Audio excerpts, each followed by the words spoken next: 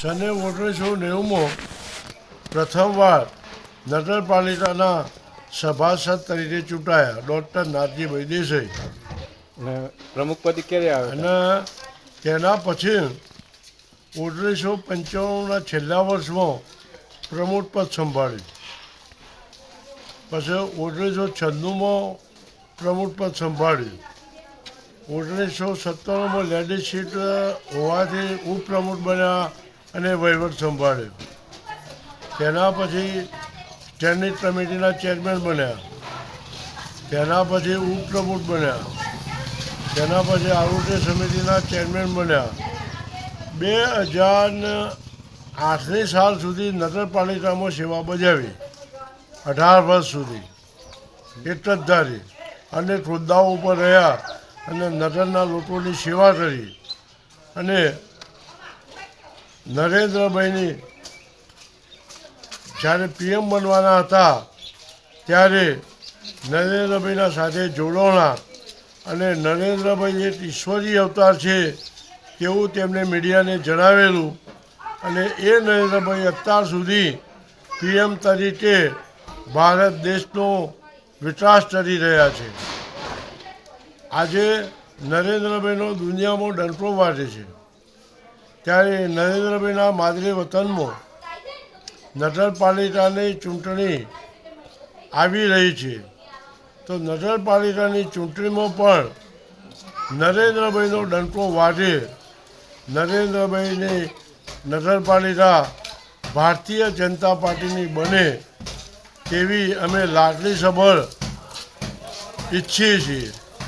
તો વડનગરના નગરજનો તમામ વડનગર નગરપાલિકાની ચૂંટણીમાં નરેન્દ્રભાઈના માન ખાતર, નરેન્દ્રભાઈએ જે વડનગરનો વિકાસ કર્યો છે તેની ખાતર વડનગરને પર્યટન ધામ તરીકે વિશ્વ લેવલે બનાવ્યું છે ત્યારે નરેન્દ્રભાઈના હાથ મજબૂત કરવા વડનગરની આ નગરજનોને વિનંતી છે કે નરેન્દ્રભાઈને ભારતીય જનતા પાર્ટીને મત આપીને નરેન્દ્રભાઈના હાથ મજબૂત કરવા અને નરેન્દ્રભાઈની દુનિયાની અંદર વાહ બોલાય તેવા કાર્યો વડનગરની નગરપાલિકાએ કરવા પડે અને નગરજનોએ પણ કરવા પડે. તો વડનગરના નગરજનોને તમામને વિનંતી છે કે નરેન્દ્રભાઈના હાથ મજબૂત કરો, વડનગરનો વિકાસ કરો અને વડનગરને પ્રગતિના પંથે મૂકી દો. નરેન્દ્રભાઈએ તમામ શૈક્ષણિક સંસ્થાઓ ગવર્નમેન્ટ આપી, વડનગરને સાયન્સ કોલેજ આપી, પોલિટેકનિક કોલેજ આપી, જવાહર નવોદય યોજનાની કોલેજ આપી, મેડિકલ હોસ્પિટલ આપ્યું, મેડિકલ કોલેજ આપી અને વડનગરને હેરિટેજ શહેર તરીકે વિકસાવવાનો નરેન્દ્રભાઈને મોટો ઉમંગ અને લાગણી અને ઉત્સાહ છે. તો વિશ્વની અંદર જેની નોંધ થાય એવું નરેન્દ્રભાઈએ સમિષ્ઠા તળાવને અડીને મોટું મ્યુઝિયમ બનાવવાનો વિચાર કર્યો છે. એ મ્યુઝિયમની કામગીરી અત્યારે ચાલુ છે.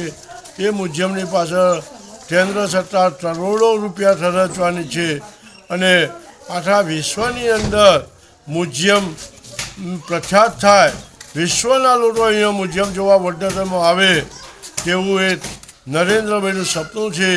એ સપનું પણ નરેન્દ્રભાઈનું સાકાર થવાનું છે અને વડનગરનો વિકાસ, વડનગરની પ્રગતિ, વડનગરના નગરજનોની પ્રગતિ એ એમના હૈયામાં વસેલું છે.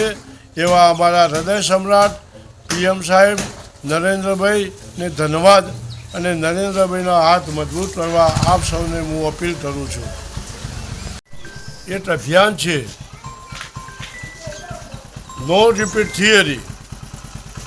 જે 40 વર્ષથી નીચેના યુવાનો છે એ યુવાનો રાજકારણમાં વધારેમાં વધારે આવે, નવયુવાનોનો રાજકીય ક્ષેત્રે વિકાસ થાય અને નવયુવાનોની ધગશને લઈને નરેન્દ્રભાઈએ નો રિપીટ યોજનાને અજમાવી છે અને યુવાન મિત્રોને આહવાન કર્યું છે કે ભાઈ તમે બધા રાજકારણમાં ઝંપલાવો અને રાજકારણમાં આવો, ભારતનો વિકાસ કરો અને ભારતનું પ્રગતિશીલ સપનું શીલ કરો.